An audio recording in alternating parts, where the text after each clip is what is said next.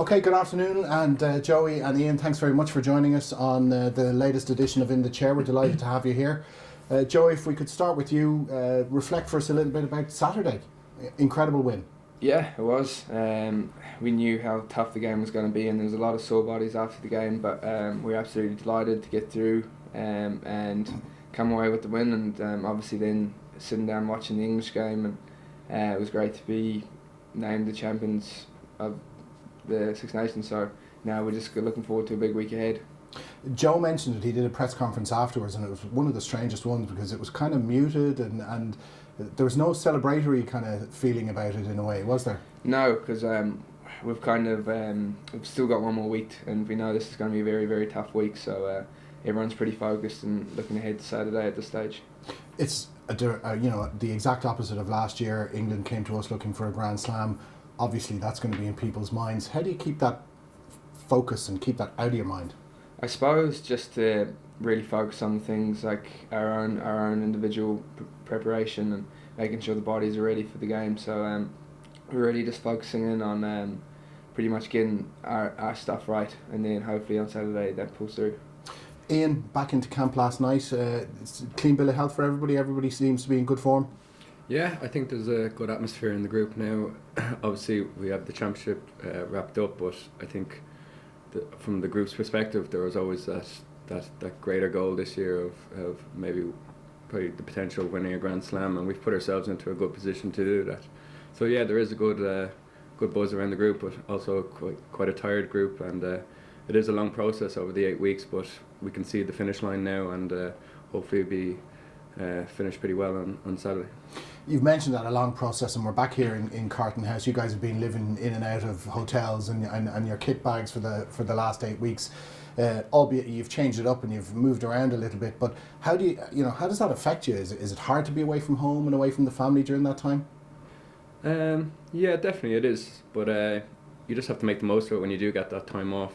And I think when you are a rugby player, you kind of know that this is the case, and the families know that this is the case. And this block between I think it started at the end of January, and we're into mid-March now. It is a tough block, but we're focused on that goal, and we're so close to it now that it makes things a bit easier, and you kind of get yourself into a little bubble when you're in here, and we're so close to the finish line now that it feels like a slog, but it does go quick in another way.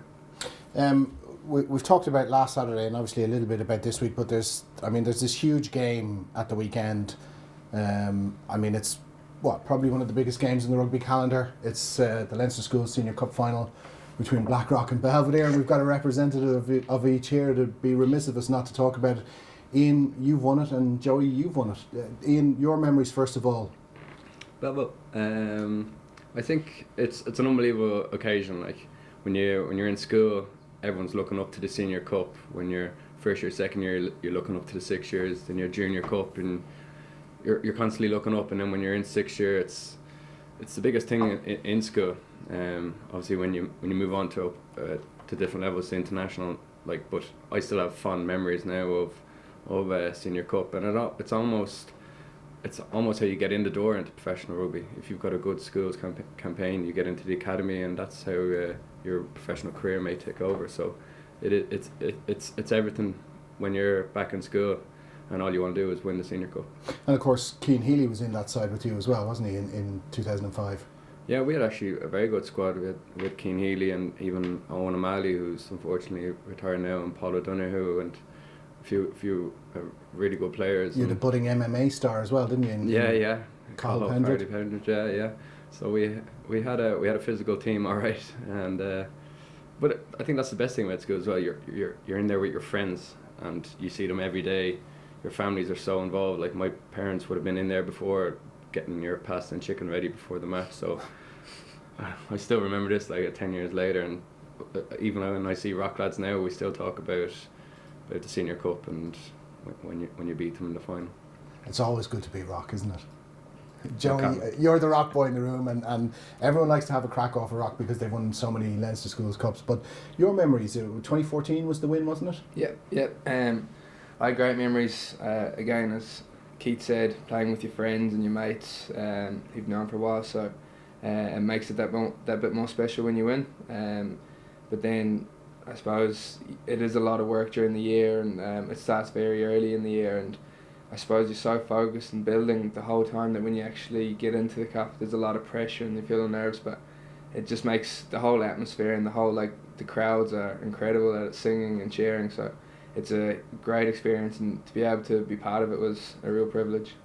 Ian, did you get to see any of the campaign this year at all? Any of the Belvedere games? Yeah, I did. Yeah, I think it's great now that it's on TV and I can watch it from Limerick. I think there's a few lads like Dan Levy and James Ryan here giving out about the Michaels match, saying that there was an unfortunate knock on, but that's Cups rugby, and it comes down to those fine margins. And it was great. It was some comeback from Belvedere against Michaels in the semi-final, and hey, you need a little bit of luck to win cups, and you need a little bit of luck to win anything in life, and hopefully we get a bit more luck on Sunday for Belvedere and on Saturday for us. In fairness to Michaels, they've had a great run over in recent seasons, and I think the last 4 or 5 under-20s, Ireland under-20s captains have all come through the Michaels system there, but it's a more traditional final in Belvedere and Rock, isn't it, Joey? That sort of long history goes back between the two schools. Yeah, it's always sad to see Michaels lose, I suppose, but you said that with such sincerity.